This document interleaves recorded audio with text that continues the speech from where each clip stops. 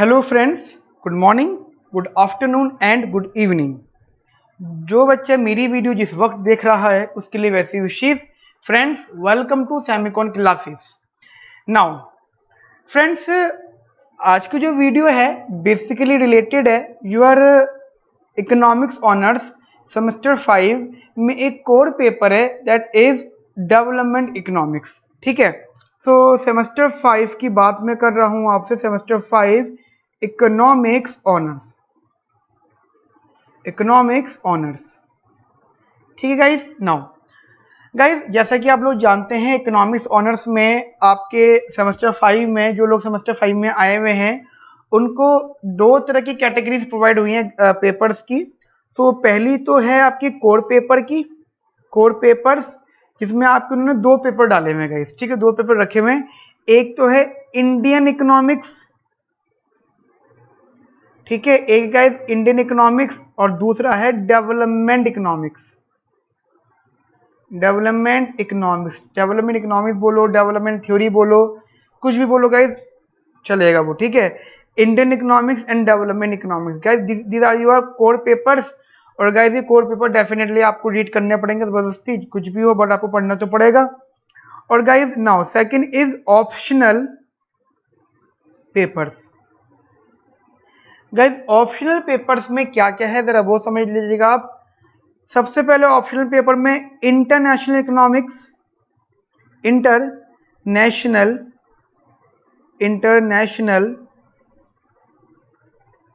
Economics, ठीक है,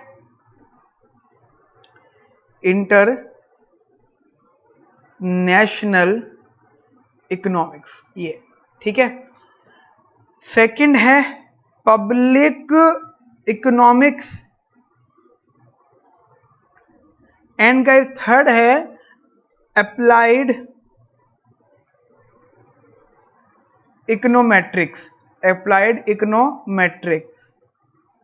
ठीक है guys, econometrics, applied econometrics, basically international economics, public economics and applied econometrics. ठीक है, और यहाँ पे डेवलपमेंट इकोनॉमिक्स। सो गाइस अब देखिए समझिएगा, एक तो आप लोगों को इनमें से एनी टू ऑप्ट करने हैं। मेरे पास बहुत सारे मैसेजेस आते हैं कि गाइस सर कौन सा चूज करें। तो गाइस देखिए, अगर आपको बेसिकली थियोरेटिकल कंसेप्ट में जाना है आफ्टर ग्रेजुएशन तो आप पब्लिक इकोनॉमिक्स और इंटरनेशनल इकोनॉमिक्स पढ़ना, ठीक है। और अगर आपको थोड़ा सा रिसर्च लेवल पर जाना है, टेक्निकल चीजें ज्यादा सीखनी है, जैसे एग्जांपल आपको मास्टर्स करनी है इकोनॉमिक्स और आपको रिसर्च भी करनी है, तो इन दोनों में से कोई भी एक चॉइस है आपकी। जैसे एग्जांपल इंटरनेशनल ले लेना और फिर गाइस आप अप्लाइड ले लेना। अप्लाइड इकोनोमेट्रिक्स बेसिकली आपको यूज होगी अगर आप इकोनॉमिक्स में मास्टर्स कर रहे हो, एक तो तब यूज होगी, प्लस अगर आप किसी भी कंपनी में जॉब कर रहे हो तो अप्लाइड इकोनोमेट्रिक्स के काफी सारे टर्म्स हैं जो आपको हेल्प करेंगे वहां पर। ठीक है गाइस, क्योंकि आप जो भी सॉफ्टवेयर सीखोगे, मान लो सैस सीखोगे, स्ट्राटा सीखोगे, जो भी आप सीखोगे इकोट्रिक्स के, तो गाइस वो अप्लाइड इकोनोमेट्रिक्स के टर्म्स को ही यूज करके आगे कंटिन्यू होगा। सो गाइस एनी टू इसमें से, और ये कंपलसरी है, तो गाइस आपको इनमें से ऑप्ट करने हैं। मेरी क्लासेस में क्या क्या होगा मैं आपको बता देता हूं। मैं अपनी क्लासेस में डेवलपमेंट इकोनॉमिक्स पढ़ाऊंगा गाइस 100%, पब्लिक इंटरनेशनल इकोनॉमिक्स पढ़ाऊंगा, पब्लिक इकोनॉमिक्स पढ़ाऊंगा और अप्लाइड इकोनॉमिक्स पढ़ाऊंगा गाइस। ठीक है, तो बेसिकली आउट ऑफ 5 इन में से गाइस 4 सब्जेक्ट हम जो पढ़ेंगे, बट आपको एक तो इसकी कोचिंग लेनी होगी और इनमें से कोई ऐसे भी 2 सब्जेक्ट आपको गाइस लेने होंगे। ठीक है गाइस। नाउ सेमेस्टर 5 की क्लासेस में गाइस जरा समझिएगा, मैंने एक लेक्चर ऑलरेडी अपलोड किया हुआ है इंटरनेशनल इकोनॉमिक्स का, जिसमें मैंने आपको डिस्कशंस किए थे। थोड़ा सा डिस्कशन में यहाँ भी कर लेता हूँ। तो गाइस अभी डेवलपमेंट इको, ठीक है गाइस, अभी इसका डिस्कशंस करते हैं, पढ़ना इसको स्टार्ट करो। This is your core paper. और गाइस देखिए एक बात समझना, मैं मानता हूँ ये कि सेमेस्टर 5 है और सेमेस्टर 5 में आपको सीनियर्स ने भी बोला होगा, आपको काफी साइड से ये सजेशन मिले होंगे कि सेमेस्टर 5 इजी हो जाता है। देखो गाइस समझना, सेमेस्टर 5 इजी तो नहीं है, ये तो बेकारी थॉट आया आपके पास में। ठीक है, ये तो बेकारी इंफॉर्मेशन है, इजी तो बिल्कुल नहीं है। हाँ ये है कि थियोरेटिकल है, और जो चीज थियोरेटिकल होती है वो एग्जाम टाइम में रीड करी जाती है। बट मेरा पॉइंट इतना सा है कि पढ़ना तो पड़ेगा ना आपको। भले ही ईजी हो, एग्जाम टाइम में पढ़ो, बट रीड तो करना पड़ेगा आपको। ऐसा तो बिल्कुल है नहीं कि आपको रीड नहीं करना पड़ेगा जी, बस सेमेस्टर 5 के पेपर ऐसे ही होगा बगैर पढ़े, नहीं पढ़ना तो पड़ेगा। तो मेरे सजेशन इतने से रहते हैं क्योंकि आपका सेमेस्टर 5 है, आप ऑलरेडी बहुत सारी चीजों में इन्वॉल्व हो, इधर you are coachings in MBA classes और MA इकोनॉमिक्स एंट्रेंस क्लासेज, और you are involved in UPSC preparation. Many of the students are prepared for GATE paper, मतलब फॉरेन कंट्री के अंदर अप्लाई कर रहे हैं वो, यानी many of the students are busy in their own preparation other than semester preparation. ठीक है, सेमेस्टर की पढ़ाई से हटके, सेमेस्टर स्टडीज से हटके वो लोग बिजी हैं। सो मेरा तो मानना ये है ना कि जब आप ऑलरेडी इतनी जगहों पर बिजी हो तो आप इसको टाइम कैसे दोगे। रही बात इसकी कि आप इसको आखिर में दोगे तो इंटरनल्स का क्या करोगे।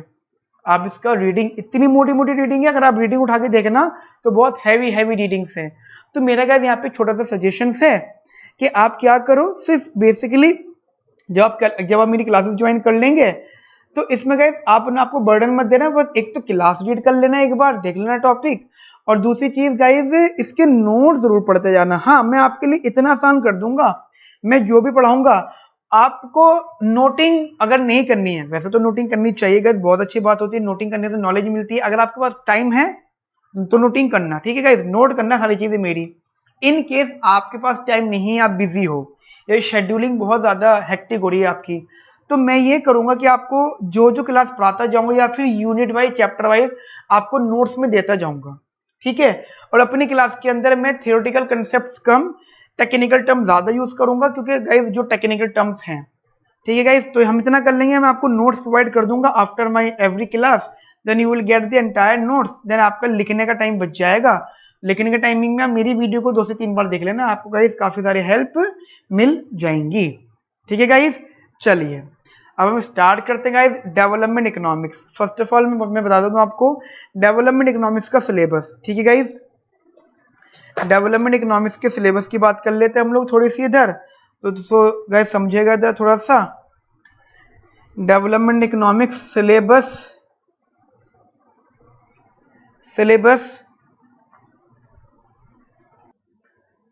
Now, syllabus of development eco, ठीक है, syllabus of development economics. Now guys पहले पैटर्न समझना एग्जाम का। एग्जाम में आपके जो बेसिकली क्वेश्चंस अब तक का जो पैटर्न है मैं वो बता रहा हूं, टोटल आपके 8 क्वेश्चंस आते हैं इसके, ठीक है गाइस, 8 क्वेश्चंस आते हैं आपके एग्जाम में। यहां से आप कह सकते हो अगर जितनी यूनिट्स हैं तो उनका ईच यूनिट 2 क्वेश्चंस, और गाइस आपको टोटल अटेम्प्ट करने होते हैं 5 क्वेश्चन। और गाइस ये देखो, ये पैटर्न है, ये चेंज भी हो सकता है, ठीक है, इसमें कोई बहुत बड़ा इशू नहीं है, ये पैटर्न चेंज भी हो सकता है। मान लो क्वेश्चन 8 के 7 भी हो सकते हैं, वो कोई इशू नहीं है, बट आप अपनी प्रिपरेशन उसी पॉइंट से करना। टोटल गाइस आपका 120 मार्क्स का पेपर आना है, जिसमें से आपको 75 मार्क्स का पेपर अटेम्प्ट करना है। देखो मेरे स्टूडेंट्स, अपने स्टूडेंट्स की बात कर रहा हूँ मैं, कौन से गाइस, मतलब एक साइकोलॉजी बना के रखना गाइस, वो क्या कि जो पेपर आता है वो 75 मार्क्स का नहीं आता, वो 120 नंबर का आता है, बेसिकली 75 का नहीं आता, 120 मार्क्स का आता है।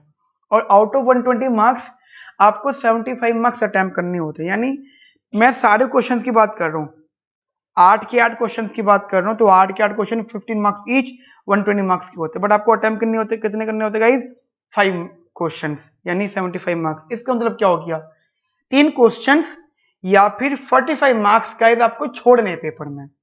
सो जब आपको 45 मार्क्स छोड़ने हैं, अटेम्प्ट ही नहीं करने हैं, तो प्रिपरेशन करते हुए वो ध्यान में रखो, जब आपको पता है कि 45 नंबर का पेपर अटेम्प्ट नहीं करना, आपको छोड़ना है और खुशी खुशी छोड़ना है वो गाइस पेपर, तो उस पेपर को गाइस आप प्रिपरेशन करते हुए ध्यान रखो, स्ट्रेटेजी ऐसे बनाना कि आपका टाइम वेस्ट भी ना हो, और पेपर के लिए वही टॉपिक को ज्यादा अच्छे से पढ़ना जैसे क्वेश्चंस आपको बहुत अच्छे से अटेम्प्ट करने हैं।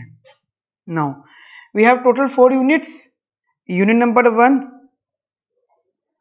That is unit number 1 guys हमारे पास है कंसेप्शंस ऑफ डेवलपमेंट, ठीक है, conceptions of development.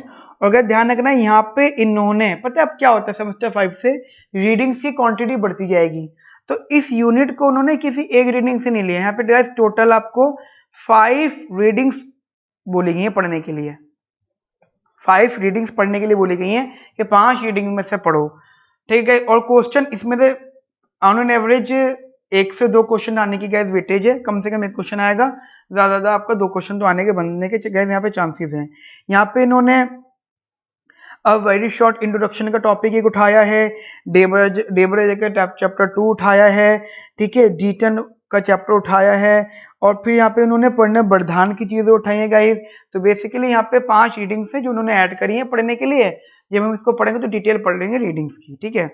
Unit number 2 guys, unit number 2 basically growth models and their एम्पेरिक्स,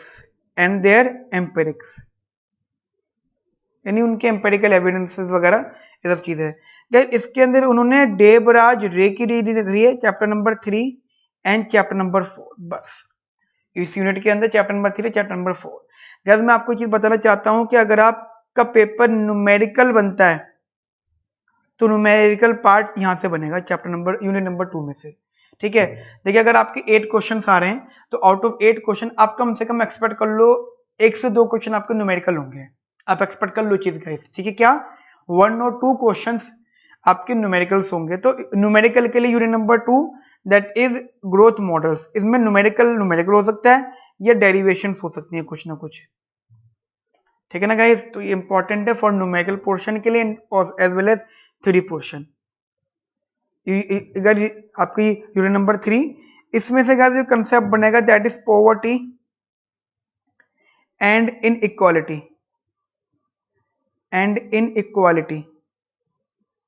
poverty and inequality, ठीक है ना गाइस। तो गाइस समझना यहाँ पे पॉवर्टी एंड इनइक्वालिटी, गाइस यहाँ पर टोटल 5 रीडिंग दी है इन्होंने, इसमें भी टोटल 5 रीडिंग्स हैं, अलग अलग ऑथर्स की रीडिंग दी है। बट अगर आप बात करो सबसे ज्यादा इंपॉर्टेंट कौन सा ऑथर है तो यहाँ पे सबसे बड़ा इंपॉर्टेंट है देबराज रे के दोनों चैप्टर्स उन्होंने उठाए, chapter number 6 and chapter number 8। दूसरा उन्होंने अंगस डीटन का रीडिंग उठाई है मेजरिंग पॉवर्टी वाला थ्योरेटिकल नोट्स। तीसरा अमर्त्य सेन के कुछ नोट्स उठाए उन्होंने, अमर्त्य सेन से रिलेटेड बातें करी हैं, that is poverty as capability deprivations, ठीक है, ये एक इंपॉर्टेंट पार्ट है। फिर उसके बाद Thomas Piketty and then guys Joseph Stiglitz. Point ये है कि गाइस रीडिंग्स मल्टीपल एडिड है इसके अंदर, ठीक है। हो सकता है रीडिंग चेंज हो जाए, 2020 की बात कर रहे हैं अगर अभी, क्योंकि अभी कोई डीयू की मीटिंग्स वगैरह नहीं हुई है, अगर कुछ चेंजेस होंगे तो गाइस हम सबसे पहले आपको चेंजेस बताएंगे, इसलिए बस। लेकिन हाँ टॉपिक में बताता जा रहा हूँ, टॉपिक सेम रहेगा, रीडिंग्स चेंज हो सकती हैं गाइस। अगेन ये भी आपका न्यूमेरिकल पार्ट है, तो न्यूमेरिकल पार्ट हो सकता है, डेरिवेशंस होती हैं। Unit number 4 guys, unit number 4 है आपका that is political institutions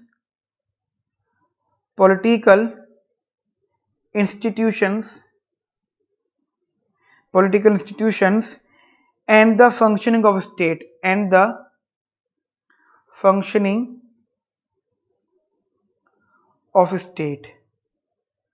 so guys these are your 4 units out of which unit number 2 and unit number 3 numerical part यहाँ से बनता है, theory as well as theory, but unit number 1 and unit number 4 guys 100% theory, ठीक है। 8 question आने हैं तो ये कह सकते हैं हम कि 2 क्वेश्चन ईच, ठीक है, हर यूनिट में से 2 क्वेश्चन आएंगे, तो कम से कम 1 क्वेश्चन तो कंफर्म हो गया हर यूनिट में से, और ज्यादा 2 क्वेश्चन हो गए, 2 से ज्यादा नहीं आएंगे कहीं पर भी, ठीक है। तो अगर आपको 5 क्वेश्चन अटेम्प्ट करने हैं तो कोई सी भी 3 यूनिट्स को बहुत अच्छे से पढ़ लेना, बहुत ज्यादा अच्छे से, यानी उसको क्वेश्चन आसपास से न जाए, तो आपके क्वालिफाई, आपको बेसिकली 5 तो क्वेश्चन अटेम्प्ट हो गए, क्योंकि 3 यूनिट भी आप करोगे तो दो क्वेश्चन 2 यूनिट से, एक क्वेश्चन बाय चांस किसी एक यूनिट से, 5 क्वेश्चन तो हो गए। बट पढ़ते हुए सारा पढ़ लो, ये जो स्ट्रेटजी है तो गाइस एग्जाम टाइम की रखना, ठीक है गाइस। नाउ अभी हम गाइस बेसिकली स्टार्ट कर रहे हैं यूनिट नंबर 2 से, ठीक है। यूनिट नंबर 2 क्यों गाइस, देखिए यूनिट नंबर 2 में क्या क्या चीजें, ग्रोथ मॉडल्स हैं, और ग्रोथ मॉडल कौन कौन से हैं, Solow model, Harold model, Domar model, Harold Domar model, ठीक है, और डॉमर मॉडल। बेसिकली ये मॉडल्स वो हैं गाइस जो आपके लिए अपने सेमेस्टर में पढ़े हैं, ये वही सारे मॉडल्स हैं, ठीक है। तो जब ये सारे मॉडल्स वही वाले हैं, सोलो मॉडल भी इसमें दोबारा से आएगा, तो गाइस इन्हें पढ़ना ठीक रहेगा, आप इजीली समझ भी जाओगे मेरी बातें। देन यूनिट नंबर 2 के बाद हम लोग यूनिट नंबर 3 पढ़ेंगे, 1 पढ़ेंगे एंड देन 4 पढ़ेंगे, ठीक है। चलिए स्टार्ट करते हैं हम लोग अपना यूनिट नंबर 2, ठीक है। यूनिट नंबर 2, चलिए जी, यूनिट 2 जिसका नाम है इकोनॉमिक ग्रोथ। रीडिंग के नाम पर देवराज रे की reading chapter number 3 and chapter number 4 की बात करेंगे हम लोग। फिलहाल चैप्टर नंबर 3 की बात कर रहे हैं, numerical as well as theory. Numerical और एज वेल एज थ्योरी की वजह से कम से कम एक क्वेश्चन बनता है, ज्यादा 2 क्वेश्चन बनता है, हो सकता है कि तीसरा क्वेश्चन भी आ जाए, पर तीसरे क्वेश्चन के गाइस चांसेस बहुत ज्यादा कम होते हैं, ठीक है गाइस। समझना ध्यान से मेरी बात, बहुत ज्यादा इंपॉर्टेंट। एक तो परेशान मत होना, चीजें बहुत आसान है, ठीक है। मैं अपनी क्लासेस के अंदर आपको बहुत ज्यादा सपोर्ट करूंगा, कहाँ कहाँ आपको क्या जो आपको डाउट्स आएंगे, ठीक है guys. Now start from chapter number 3, that is, उसका चैप्टर का नाम ही है इको ग्रोथ, इकोनॉमिक ग्रोथ, ठीक है गाइस। ओके स्टार्ट करते हैं। ओके सुनाओ guys, economic growth chapter number 3। Guys basically इस चैप्टर में हम लोग क्या क्या पढ़ने वाले हैं, हैरोल्ड डॉमर मॉडल को सबसे ज्यादा फोकस इस पर होगा। देन उसके बाद में beyond Harrod Domar model and then guys continuation में जो जो टॉपिक्स हमारे पास आते जाएंगे। नाउ गाइस देखिए, किसी भी इकोनॉमिक ग्रोथ मॉडल की अगर आप बात करते हैं, और कौन कौन सी मैं लिस्ट बता देता हूँ, हैरोल्ड डॉमर, ये हैरोल्ड डॉमर, देखो मैं तुम्हें एक चीज बता रहा हूँ, Harold Domar model, Harold Domar अलग अलग पर्सन है, ठीक है। थोड़ा सा आप एक चीज समझना, part of my readings concept, यहाँ पे जो हैरोल्ड है उनका फुल नेम है RF हैरोल्ड, और गाइस इनकी थ्योरी 1939 में आई थी, और जो डॉमर है, ठीक है, उनको जो थ्योरी आई थी वो 1946 में आई थी। अब सोचो इन दोनों की थ्योरीज इतने अलग अलग पीरियड में आई है, यानी 39 एंड 46, यानी 7 साल के गैप में आई है, ठीक है। बट फिर भी इन दोनों टॉपिक्स को ऐड क्यों करा गया, मतलब हैरोल्ड डॉमर मॉडल कंबाइन क्यों किया गया, इस बात की रीजन ये है कि जब इन दोनों की थ्योरी को रिसर्च किया गया, बाय अदर इकोनॉमिक्स रिसर्च किया गया, देखा गया, तो भले ही इनके टर्म्स अलग अलग थे, बट इनको जो फाइनल कंक्लूजन था और जो फाइनल स्टेजेस थी इनकी, बेसिकली जो उन्होंने टर्म्स यूज किए थे, ठीक है, वो गाइस वो टर्म्स सेम थे, कुछ कुछ लेवल पर फाइनली आउटपुट इनका आउटकम गाइस सेम था, कि जो दोनों को दोनों चाहते तो एक ही चीज थे, ठीक है guys. So because of many reasons, ठीक है, because of many connectivities between their models, इन दोनों को बोला गया हैरोल्ड डॉमर मॉडल, ठीक है ना guys. Harold Domar model face को कंबाइन करके रखा गया, जिसपे हमारे चैप्टर नंबर 3 है, that is Harold Domar model. Now guys एक टर्म आता है कैपिटल अकोमुलेशन। जो गाइस होता है क्या है, कैपिटल अकोमुलेशन का मतलब क्या होता है, कैपिटल अकोमुलेशन का मतलब होता है कैपिटल अकोमुलेट करना या फिर कैपिटल लगाना, बिजनेस के अंदर कैपिटल इन्वॉल्व करना, ज्यादा से ज्यादा लेकर आना, ठीक है। अब कैपिटल चेंज हो रही है, बढ़ती जा रही है, चेंज ऑफ कैपिटल हमेशा अकुमुलेट होता जा रहा है, बढ़ता जा रहा है चीजें। अब कुछ इकोनॉमिक्स ने ये सोचा कि कैपिटल अकुमुलेशन है, बेसिकली कैपिटल है वो बढ़ रहा है, अकुमुलेट हो रहा है, चेंज इन कैपिटल बढ़ता जा रहा है हमेशा, तो उन्होंने बोला कि इस चेंज इन कैपिटल के रीजन और इसके इम्पैक्ट्स, ठीक है, तो उन्होंने बोला जी चलो ठीक है देख लेते हैं। तो जो भी कैपिटल अकुमुलेशन हो रहा है, या तो कैपिटल अकुमुलेशन या फिर किसी भी कंट्री की इको ग्रोथ, तो दोनों बातें की गाइस यहाँ पे सेम है, इको ग्रोथ या फिर कैपिटल अकुमुलेशन। उन्होंने बोला कि दोनों ही चीजें एक है, और उन दोनों के लिए दो चीजें मैटर करती हैं, एक तो होता है जी सेविंग रेट, किसके लिए, इकोनॉमिक ग्रोथ के लिए गाइस दो चीजें मैटर करती हैं, कौन कौन सी, एक सेविंग रेट और दूसरा जी यहाँ पे कैपिटल आउटपुट रेशियो। एक बात, अच्छा हम लोग कहते हैं कि कोई ना कोई पर्टिकुलर टाइम पीरियड में, तो मान लेते हैं टी पीरियड, तो मुझे बताओ saving rate is smallest denoted as, basically saving rate denoted as small s, which is equals to saving at t period time, मतलब टी टाइम पीरियड अपॉन में इनकम एट टी पीरियड, ठीक है guys, समझना ध्यान से इन चीजों को। Saving rate जो होता है वो सेविंग्स अपॉन में इनकम होता है, सेविंग्स अपॉन में आउटपुट या सेविंग्स अपॉन में जीडीपी होता है एट टी टाइम। यहां से अगर आप सेविंग्स निकाल लो तो so that is saving is what, income का कुछ ना कुछ portion, that is percentage, saving rate into my income, जो भी अमाउंट आएगा मेरा सेव होगा। ये गाइस हमारा टी पीरियड का।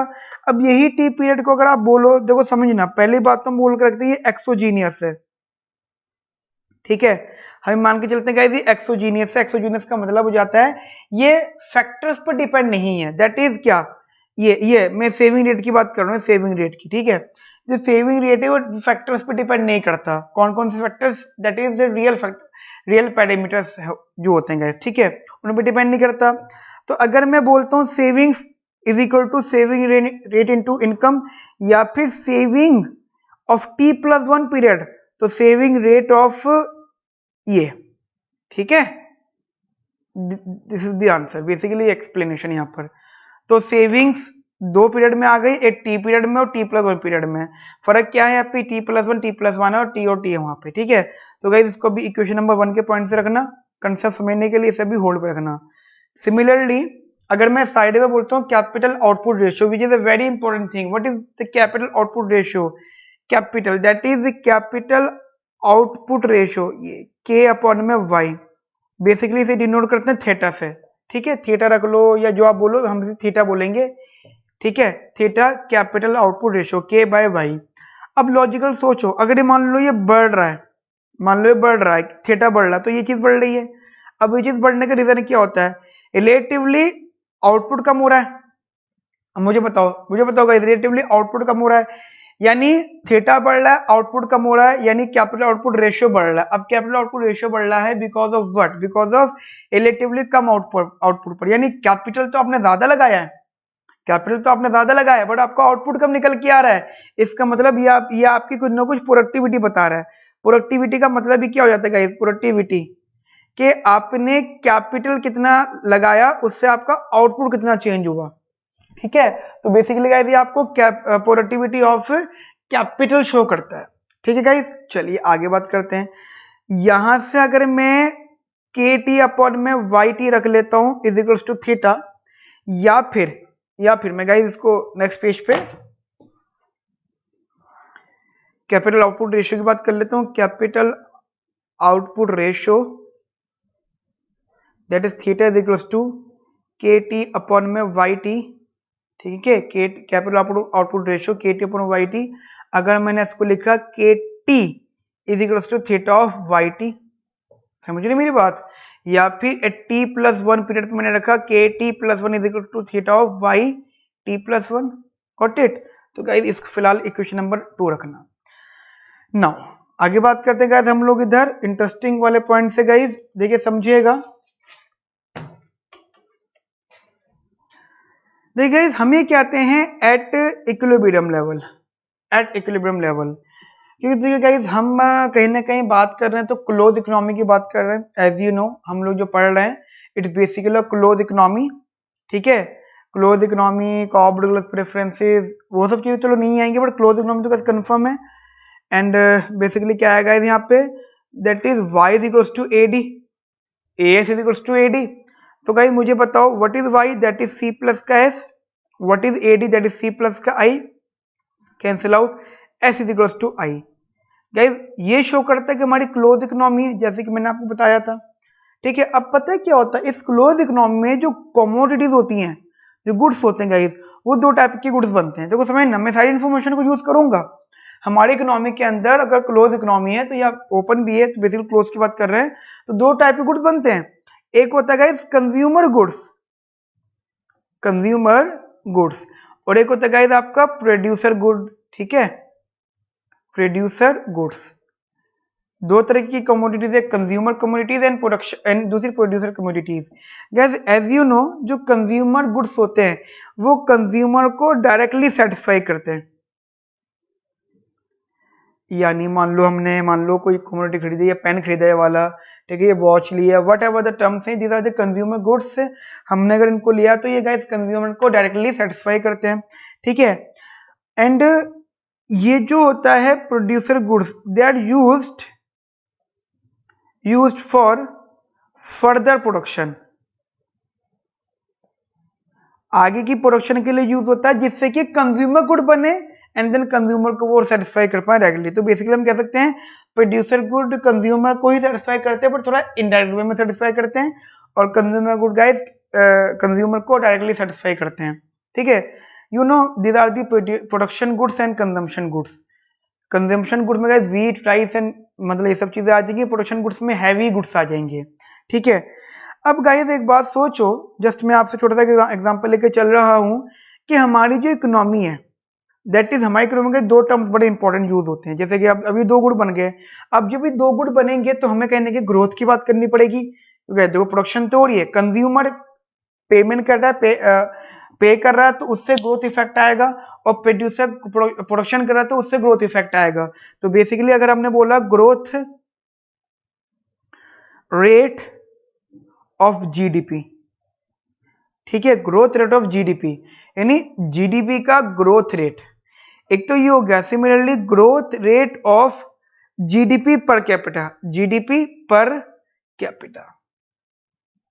तो कह दिए दो चीजें दो इंपॉर्टेंट है, क्योंकि अब तक का जो हमने कंसेप्ट सीखा है गुड्स बनने क्लोज इकोनॉमी हर चीज है, बट गैस यहाँ पे हमारी जीडीपी की ग्रोथ और जीडीपी पर कैपिटा की ग्रोथ, गैस ये दोनों चीजें बहुत ज्यादा इंपॉर्टेंट, बहुत ज्यादा मैटर कर रही हैं।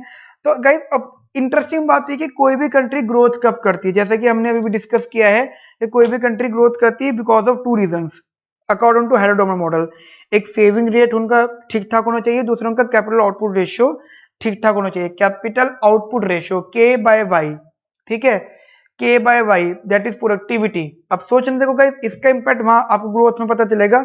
यहाँ पे मैंने कोई एक्सप्लेनेशन दी है, बट मैं इसको एक्सप्लेन देते रुक गया, क्योंकि जब मैं इसको ग्रोथ में समझाऊंगा ग्रोथ फॉर्मूले में, तब आपको गाइस ज्यादा अच्छे से समझ में आएंगी ये सब चीजें। देखो गाइस समझना, ये सब चीजें अच्छी लग रही है, सेविंग्स होना चाहिए, एंड एज यू नो अगर हमें सेविंग्स चाहिए, हमें सेविंग चाहिए तो सेविंग्स पॉजिटिव होनी चाहिए, S do not for savings.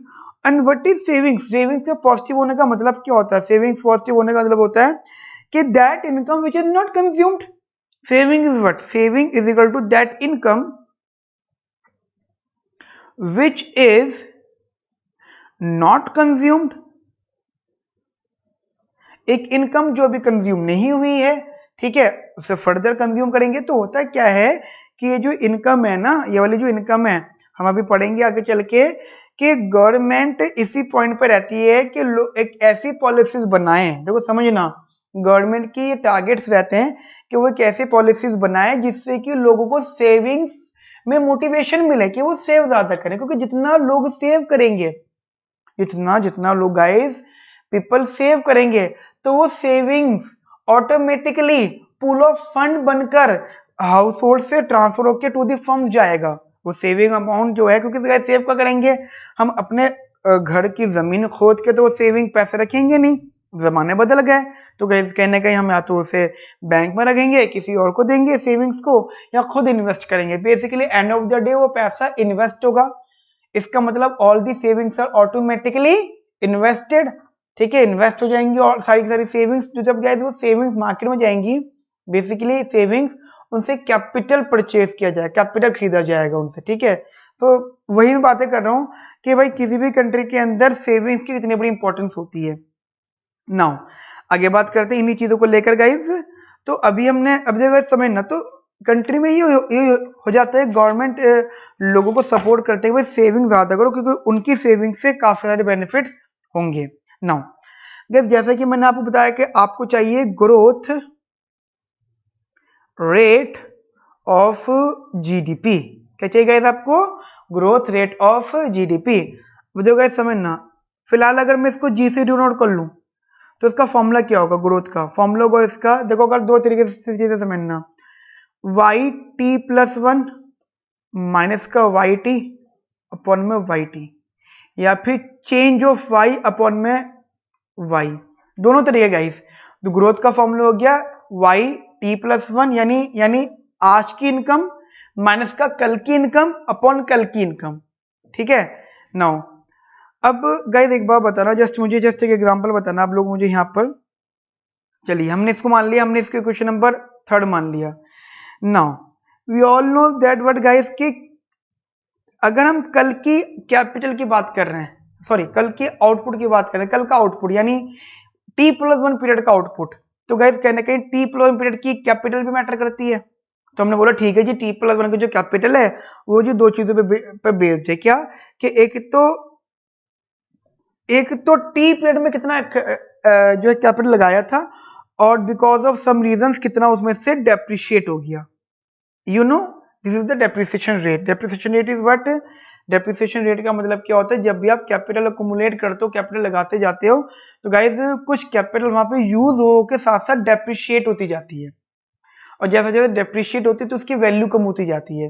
तो दैट इज, इसलिए हमने इसको माइनस किया इसका परसेंटेज। ये जो डेप्रिसिएशन रेट है ये एक्सोजीनियस है, ये बिल्कुल कांस्टेंट है, ये गिवन है, ठीक है। नाउ आगे बात करते हैं हम लोग गाइस इधर, चलिए जी। अब गाइस ऐसे समझना, हमने जैसे यहाँ पे रखा और एक तो ये हो गया, और चलो वो कैपिटल वो डेप्रिसिएशन, और साथ साथ हमने कितना अब इन्वेस्ट करा है, हमने अब कितना इन्वेस्ट किया है, समझ रहे मेरी बात को। अब इधर गए हमने कितना इन्वेस्ट किया है, अब एक एक करके गए समझना। मैं यहाँ पे अगर आपसे थोड़ी इन्फॉर्मेशन रख लूँ यहाँ पे थोड़ा इन्फॉर्मेशन, हमने अभी सीखा था कैपिटल आउटपुट रेशियो, तो हमने इसको लिखा था theta Y T plus one, याद है आपको थोड़ा सा? ये इन्फॉर्मेशन रखी थी हमने, कहाँ पे मैं आपको दिखा देता हूँ, दिस वन, ये रही, this is the capital output ratio, तो K t plus one is equal to theta t plus one, ठीक है गाइस। चलिए सिमिलरली अगर हम के टी की बात करते हैं तो वो हो गया थीटा वाई टी, ऑब्वियस ही बात है। अच्छा हम सबको पता है जो इन्वेस्टमेंट होती है वो सेविंग्स के बराबर होती है, because of the close economy, और जो सेविंग्स होता है वो saving rate into Y t होता है। समझ रहे मेरी बात आप लोग? गाइस इधर समझना ध्यान से, ये इन्फॉर्मेशन ने पुरानी उठाई है, क्या क्या मैं आपको बता देता हूँ। एक तो इन्फॉर्मेशन आपने देख ली है, आई इक्वल टू एस, ये देखा आपने, आई इक्वल टू एस आपने ये देखा, और साथ साथ फिर आपने देखा कि जो एस होता है, ये जो एस होता है वो स्मॉल एस वाई टी के बराबर होता है, ठीक है। So these are the information जो मैंने इधर उधर से उठा के यहाँ रख दी। गैस तो मैं क्या कर रहा हूँ, इसको यहाँ पुट कर दूँ, इस इन्फॉर्मेशन को गाइस यहाँ पे समझना। जब मैंने यहाँ पे इन्फॉर्मेशन पुट करी, सबसे पहले इसकी जगह मैं इसको पुट करूंगा, that is theta Y T plus one, इसकी जगह रखा मैंने थीटा वाई टी, इनकी जगह मैंने वही रखा थीटा वाई टी, ठीक है, theta Y T, and plus का इनकी जगह में ये रख दिया डेप्रिसिएशन वो saving rate into Y T, ठीक है ना गाइस। अब देखो समझना एक एक करके, इसको थीटा वाई क्या मैं इसको सॉल्व कर सकता हूँ थोड़ा सा? तो मैंने क्या करा, इसको धर लिया थीटा कॉमन ले, theta Y T plus one minus का थीटा वाई टी, ठीक है। दिस इज वाई, ठीक है, this is y, not 4, it's y, is equals to saving rate into y t minus का depreciation rate capital output ratio y t. अब यहां से क्या आ गया, मैंने वाई टी कॉमन लिया, ब्रैकेट बचा saving rate into depreciation rate into capital output ratio, यहां से मैंने कैपिटल आउटपुट रेशियो कॉमन लिया Y T plus one minus का वाई टी, ये।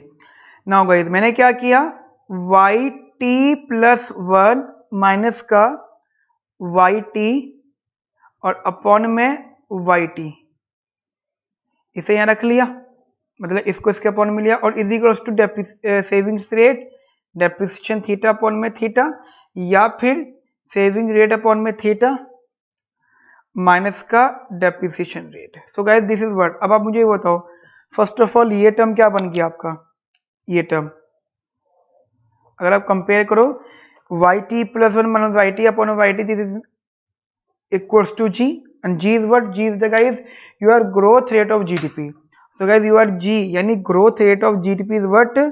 YT plus 1 minus का YT upon में YT which is equals to saving rate upon में theta minus का depreciation rate, ठीक है, जिसे आप G से डिनोट कर सकते हो। गाइस बात समझ में आई मेरी आप लोगों को, जिसे आपने गाइस यहाँ पे G से डिनोट कर दिया, ठीक है गाइस, जी से डिनोट कर दिया। आगे बात करें गाइस, आप इसको पहले अच्छे से नोट कर लो, नोटिंग कर लो, इसी गाइस इंपॉर्टेंट है, देन हम गाइस इसका आगे डिस्कशन करते हैं, ठीक है guys. Okay okay, so next page में ओपन कर रहा हूँ गाइस आपके लिए नाउ।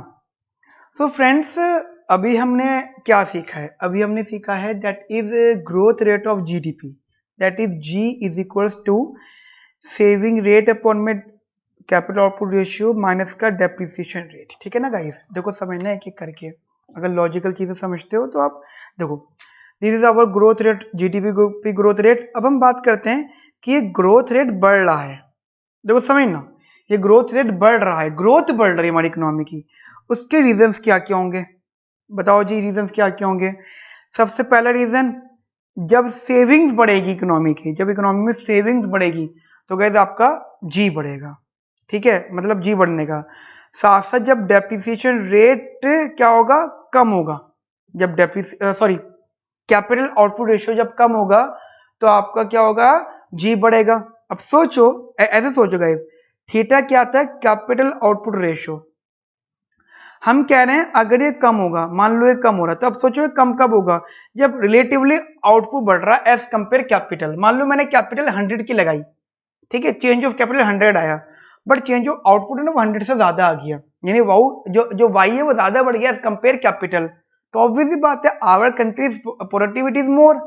बेसिकली जब थीटा कम होता है, ठीक है, तो ग्रोथ होती है। तो जब थीटा कम होता है ना तो हम कहते हैं प्रोडक्टिविटी ज्यादा है। प्रोडक्टिविटी गाइस कैसी हमारी? Is more. तभी तो guys output as compare capital से ज्यादा है, और जब ये थीटा ज्यादा होता है तो प्रोडक्टिविटी गाइस कम होती है। तो मोस्ट ऑफ द कंट्रीज इस कैपिटल आउटपुट रेशियो को कम भी करना चाहती है, वो भी इनके उनका ग्रोथ पार्ट होता है। नाउ सिमिलरली डेप्रिसिएशन रेट अगर बेसिकली कम होगा तो उतनी ग्रोथ गाइस हाई होगी। वो तो अच्छी बात है, क्योंकि जितना डेप्रिसिएशन रेट हमारा कम होता जाएगा कैपिटल अकुमुलेशन करते हुए, उतने हमारी कैपिटल रिटेन रहेगी, बची रहेगी, एंड गाइस उतना बिजनेस में हमें बेनिफिट मिलेगा। गाइस पॉइंट इज दैट कि हमने ग्रोथ फॉर्मूला तो निकाल लिया यहाँ से, क्योंकि ये हैरोडामर मॉडल है तो ये जानना बहुत जरूरी है कि हैरोडामर मॉडल बेसिकली किन कंट्रीज के लिए वर्क करता है। Harrod Domar model basically useful for underdeveloped countries.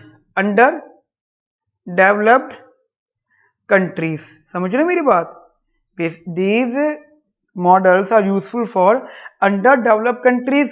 ठीक है, क्योंकि गाइस अंडर डेवलप्ड कंट्रीज में जो बेसिकली कंट्रोल होता है वो गवर्नमेंट का कंट्रोल होता है। ठीक है, मान लो कोई भी मिक्स्ड इकोनॉमी है, अंडर डेवलप्ड कंट्री है या थोड़ी डेवलपिंग कंट्री है, गाइस वहां पे इकोनॉमी में कंट्रोल गवर्नमेंट का होता है। गवर्नमेंट अपने हिसाब से पॉलिसीज बनाती है, बिकॉज गवर्नमेंट के जो ऑब्जेक्टिव्स होते हैं वो हमेशा जीडीपी को बढ़ाने के लिए होते हैं।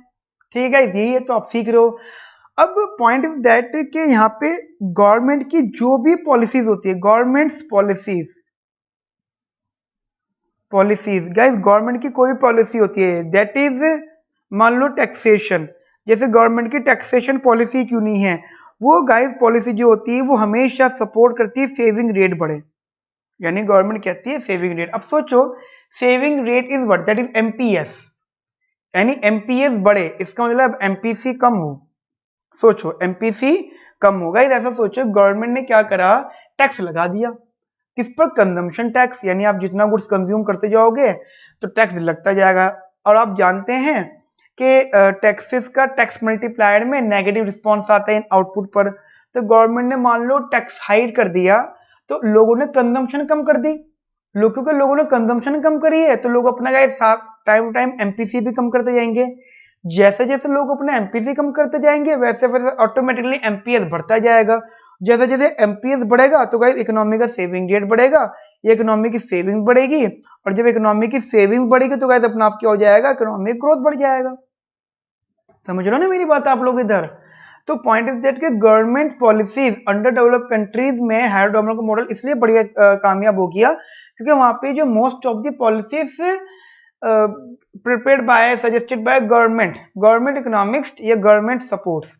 तो गवर्नमेंट कोई पॉलिसी ऐसी बना देती है जिससे कि लोग गाइज या कंट्री ग्रो कर जाती है, तो grow because of the savings rate या सेविंग्स पर बेस था। Got it guys? चलिए आप बोलो वैसे कैपिटल आउटपुट रेशियो भी तो मैटर कर रहा है यहाँ पे, थीटा, ठीक है, वो भी मैटर कर रहा है। लेकिन आप सोचो ग्रोथ बढ़ रही है तो सेविंग से बढ़ गई, तो अगर ग्रोथ बढ़ाने तो थीटा कम करना पड़ेगा, थीटा कम करना पड़ेगा तो क्या करना पड़ेगा आपको? आपको कैपिटल अकुमुलेशन कम करना पड़ेगा। समझ ना? कंफ्यूज तो ध्यान रखना सेविंग रेट और ये अभी के लिए एक्सोजीनियस है, अभी के लिए आपस में रिलेट नहीं कर रहे, अभी गाइस ये आपस में रिलेट नहीं कर रहे, ठीक है ना गाइस, समझना, ध्यान समझना, कंफ्यूज हो जाओगे आप।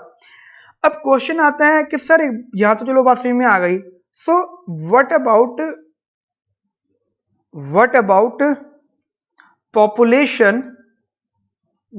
पॉपुलेशन, ग्रोथ, ठीक है, पॉपुलेशन ग्रोथ का इंपैक्ट क्या पड़ता है, what are the impacts of population growth on growth rate और इकोनॉमी, ठीक है। तो सोचो गाइस, अगर आपकी पॉपुलेशन ग्रोथ हुई है, पॉपुलेशन बढ़ी है बेसिकली, यानी पॉपुलेशन इन्वॉल्वमेंट है, तो सबसे पहले आप बात कर लो income per capita, that is small Y, वहां पे आउटपुट था दैट इज जीडीपी वाई था, ये है जीडीपी पर कैपिटा, ये स्मॉल वाई, देखो समझना गाइस, ये स्मॉल वाई है और अब तक आपने जो पढ़ा वो सब क्या था, कैपिटल, ठीक है, और कैपिटल में वाई था, दिस इज वाई अपॉन में एल, समझ रहे मेरी बात आप लोग। नाउ ये income per capita, GDP per capita, now for the growth rate taking log on both side, देखिए गाइस ये टेक्निकल नोट है, taking log on both side, यह है आपका log y is equal to log capital Y minus का log L, क्योंकि log m/n की बात कर रहा हूं मैं। Now differentiate with respect to t, तो यह आया 1 अपॉन में y change of y upon में change of t is equal to 1 upon में capital Y change of capital Y upon में चेंज ऑफ t माइनस का 1 अपॉन में L change of L upon में change of t and multiply all side by 100। अब guys सोचो, this is the change of small y upon y basically with respect to change in t, guys this is the GDP, वो growth rate of GDP per capita, ठीक है। आप देखो समझना, this is the, ये जो y है ये वाला, this is the growth rate of GDP per capita, this is the growth rate of GDP, this is the population growth. तो अगर अब आप ऐसे समझो, अब ऐसे समझो चीजों को, अगर गाइस इधर ये हो गया growth rate of GDP per capita is equals to growth rate of GDP minus population growth. तो guys this is G star, growth rate of GDP per capita denote as G star which is equals to g and population growth known as n। Basically हम population growth guys n से denote करते हैं, n से। अब आप अगर यहाँ पे वैल्यूज पुट कर दो तो क्या क्या है गाइस, सेविंग रेट अपॉन में कैपिटल आउटपुट रेशियो माइनस का डेप्रिसिएशन माइनस का n। So guys this is our growth rate of GDP per capita, ठीक है, this is our growth rate of GDP per capita. Guys मेरी बात समझ में आई आप लोगों को अच्छे से, बहुत अच्छे से। So guys this is our G star and G minus का एन। तो गाइस यहाँ पे हमारा एक कंसेप्ट होता है इधर, okay now, okay so as you know that G star and G are both are growth rate of GDP, but G star is the growth rate of GDP per capita and G is the growth rate of GDP basically. Now guys as you know that हम लोगों को बात बहुत अच्छे से पता है, जो जी है और जी स्टार है वो गाइस वो डिटरमाइंड होता है, डिटरमाइंड बाय एक्सोजीनियसली सेविंग्स रेट, मतलब बेसिकली सेविंग्स रेट, ठीक है, पॉपुलेशन ग्रोथ रेट और कैपिटल आउटपुट रेशियो। हमने अजम्पशन ले ली थी, हमने मान लिया था कि जो जी और जी स्टार है ना वो एक्सोजीनली डिटरमाइंड होता है इन तीनों चीजों से, saving rate, population growth rate and capital output ratio से, ठीक है। बट आफ्टर दैट हमें ये रियलाइज हुआ कि ये जो स्मॉल एफ है, ये एन और थीटा है, ये एंडोजीनस भी हो सकते हैं, इसे हम कहते हैं एंडोजेनिटी, ठीक है, एंडोजेनिटी। देखो कैसे, हम ये कह रहे हैं कि ये आपस में भी रिलेट कर सकते हैं। आप बोलो सर आपस में कैसे रिलेट कर सकते हैं, तो ऐसे समझना, मैं आपको छोटा सा एग्जांपल दे रहा हूँ। आप कहते हो सर ये आपस में कैसे रिलेट कर सकते हैं कि एक्सोजीनस से रिलेटिवली, बट आपस में अगर एंडोजीनस हो गए गलती से बाय मिस्टेक, तो पहली बात तो हो ही कैसे सकते हैं। अब ऐसे सोचो, मान लो this is GDP, this is output per capita, that is capital Y upon में एल। अब ऐसे सोचो गाइस कि अगर आपका बेसिकली स्मॉल वाई कम होता है, यानी पर कैपिटल इनकम कम होती है, पर कैपिटल इनकम कम होती है, तो इसका बेसिकली रीजन क्या हो सकता है? रिलेटिवली एल बढ़ रहा होगा, यानी पॉपुलेशन बढ़ रही होगी। और जब तुम्हें पता है जब पॉपुलेशन बढ़ती है तो इकोनॉमी के अंदर बेसिकली कंजम्पशन बढ़ता है, कंजम्पशन बढ़ता है, क्योंकि जब पॉपुलेशन बढ़ी है तो वो कंज्यूम भी करेगी, डिमांड बढ़ेगी उनकी गाइस। और आफ्टर सम टाइम एमपीसी भी बढ़ने लग जाता है एंड एमपीएस, ये अफेक्ट होते हैं, जिसकी वजह से अब सोचो, अब ऐसे सोचो, अगर कंजम्पशन बढ़ रहा है तो सेविंग्स ऑब्वियसली बातें कम होती जा रही है। देखो समझना, अगर कंजम्पशन बढ़ रहा है तो सेविंग्स कम होती जा रही है, तो एक तो ये होल्ड रखना। या फिर सिमिलरली तुम बोलते थे हमारा पर कैपिटा आउटपुट बढ़ रहा है, पर कैपिटा आउटपुट बढ़ रहा है, तुम्हारी एबिलिटी टू सेविंग या सेव बढ़ रहा है बेसिकली। बट गाइस क्या ये गारंटी है कि अगर हमारी पर कैपिटा इनकम बढ़ने से जो एबिलिटी टू सेव बढ़ रहा है, तो क्या गारंटी है कि हमारा सेविंग रेट भी बढ़ेगा? नहीं, but not necessary that saving rate will also increase.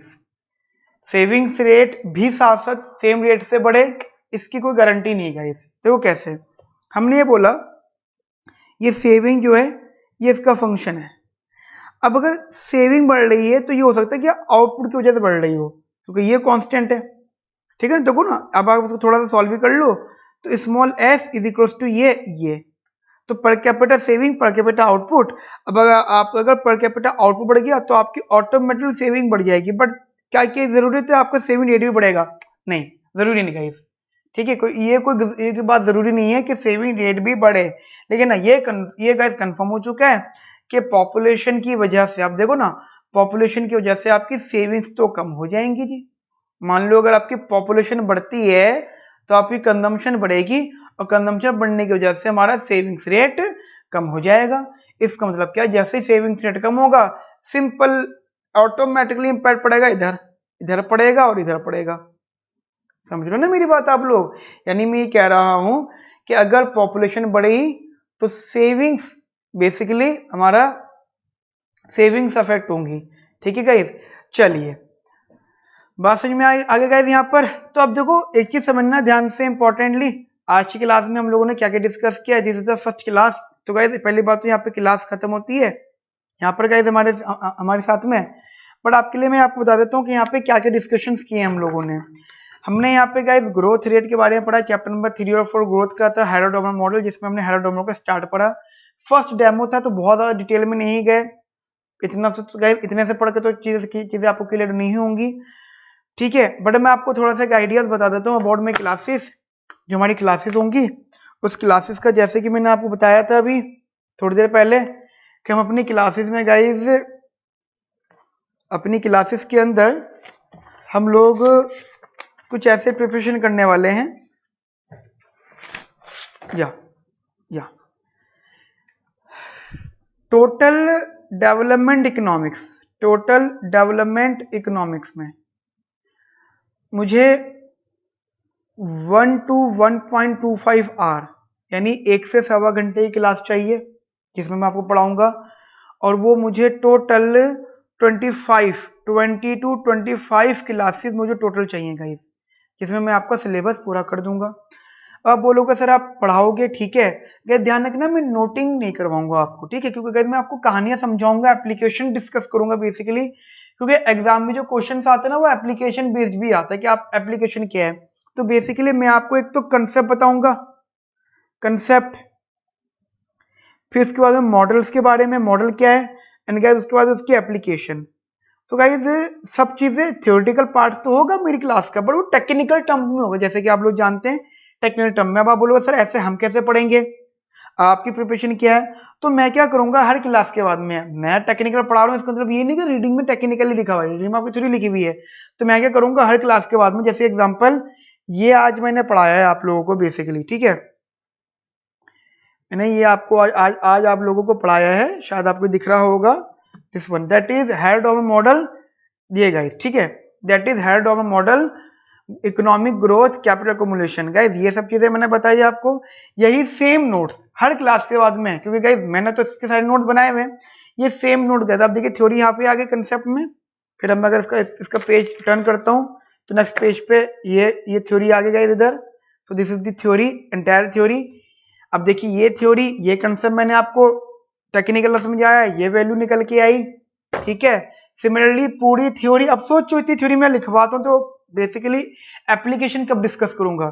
तो ये थ्योरी गाइस ये रही आपके सामने पूरी की पूरी theory, this one, and then guys this is the topic, whole topic. यहां तक मेरा टॉपिक मैंने आपको बेसिकली यहां तक पढ़ाया है, ठीक है, मतलब मैंने आपको इतना पढ़ाया है यहां तक, इससे पहले पेज तक। अब नेक्स्ट टॉपिक जो भी हम स्टार्ट करेंगे तो मैं आपको ये बताना चाहता हूँ कि ये मेरे नोट्स हैं, जैसे मैं एज इट इज आपको नोट्स से प्रोवाइड कर दूंगा, सीधे सीधे नोट्स आपको मिलते जाएंगे। तो दो अच्छी बातें हो जाएंगी। एक तो गाइज मैं आपसे एप्लीकेशंस वगैरह ज्यादा अच्छे से डिस्कस कर पाऊंगा, क्योंकि यहाँ पे एप्लीकेशंस हैं, प्लस मॉडल के बारे में डिस्कस कर पाऊंगा, कॉन्सेप्ट डिस्कस कर पाऊंगा, एंड प्लस में unit wise past years questions भी आपको सॉल्व कराता जाऊंगा, ठीक है ना guys. Unit wise past year question भी मैं आपको सॉल्व कराता जाऊंगा। तो मुझे नहीं लगता गाइज इससे ज्यादा कुछ आपको चाहिए होगा। हाँ, माना ये चीज कि आप लोग इसको थोड़ा कम पढ़ते हो, तो गाइज बेसिकली आप बिजी हो ना आपसे दूसरी चीजों में, तो आप बिजी हो तो फिर तो और ज्यादा आपको पढ़ना चाहिए ये, क्योंकि आप सेमेस्टर पे ध्यान नहीं दे पाओगे, ठीक है। तो गाइज और जो इंटरनल्स वगैरह हैं या जो भी आपको मेरी हेल्प है वो ऑलवेज अवेलेबल फॉर यू। किसी भी टाइम किसी भी वक्त गाइस आप मुझे व्हाट्सएप कर सकते हैं, मैसेज कर सकते हैं, कॉल कर सकते हैं, मेल कर सकते हैं, या किसी भी सोशल मीडिया से गाइस आप मुझसे कनेक्ट हो सकते हैं। सारी क्लासेस हमारी गाइस हमारी ऐप पर चलेंगी, that is Semicon classes. Semicon classes guys, हमारी सारी क्लासेस गाइस हमारी ऐप पर चलेंगी, सेमीकॉन क्लासेस पर। तो गाइस आप ये ऐप डाउनलोड कर लीजिएगा, यहाँ पे सारे पास्ट पेपर सब चीज अवेलेबल होंगी। Any doubt, any query guys, please and please contact us. Okay, thank you, take care.